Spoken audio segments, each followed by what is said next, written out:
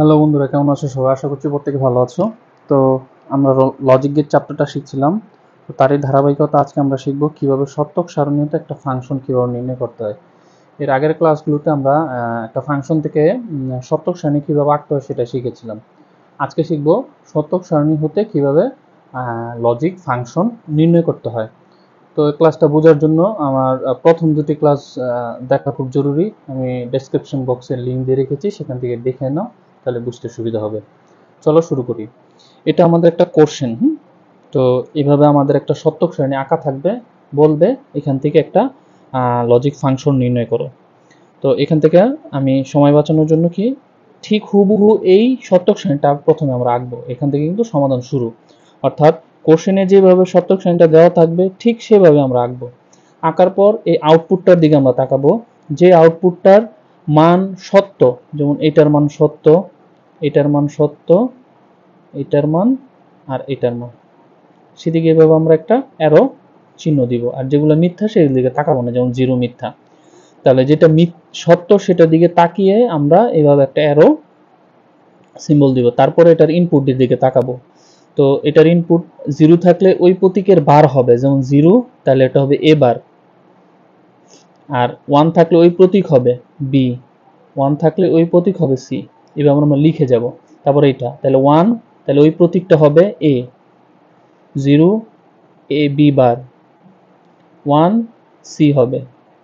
ঠিক একইভাবে এটা করি, ওয়ান তাহলে এ, ওয়ান বি, জিরো তাহলে ওই প্রতীকের বার হবে। তারপরে ওয়ান ওয়ান ওয়ান, তাহলে এ বি সি। পাশে আমরা লিখব।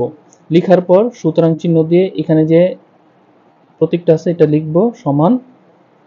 এখানে যে আমরা মানগুলো পেয়েছি এই মানগুলো অর গেট দিয়ে লিখে দিব।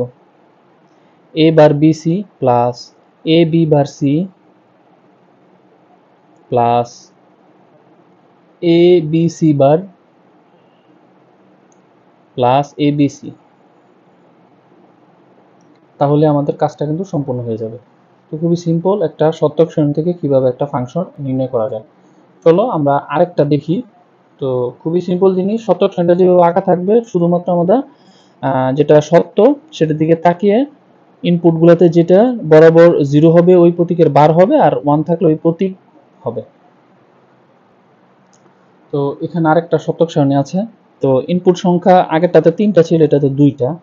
2টা থাকতে পারে, 3টা থাকতে পারে, 4টা থাকতে পারে, অর্থাৎ সত্যক সারণীটা তারা তাদের মতো করে এঁকে দিবে। আমরা ঠিক কি করব, হুবহু সেটাই আরেকবার আঁকবো।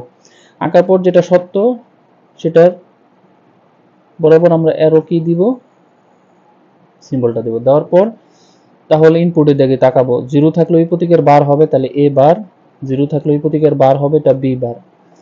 তাহলে এটা ওয়ান, এটা কি ওয়ান, তাহলে এ হবে। জিরো থাকলে ওই প্রতীকের বার হবে বি বার। ওয়ান ওয়ান, তাহলে এ বি হবে। এটা যেহেতু মিথ্যা সেটাটা হবে না। সুতরাং এখানে কি প্রতীক ছিল এক্স, এক্স ইকুয়াল যতগুলো আমরা মান পেয়েছি এ বার বি, সেগুলো অর গেট দিয়ে প্লাস দিয়ে আমরা লিখে দিব, প্লাস এ বি। সবগুলোকে আমরা অর গেট দিয়ে লিখে দিলাম। আশা করছি বুঝতে পেরেছো। এরকম শতক সারণী দেখে দেখে প্র্যাকটিস করবে। খুবই সিম্পল একটা জিনিস। যদি কোথাও বুঝতে সমস্যা হয় অবশ্যই কমেন্টস করে জানাও, অবশ্যই রিপ্লাই দিব। সে পর্যন্ত ভালো থাকো। পরবর্তী কোনো ক্লাসে দেখা হচ্ছে। আল্লাহ হাফেজ।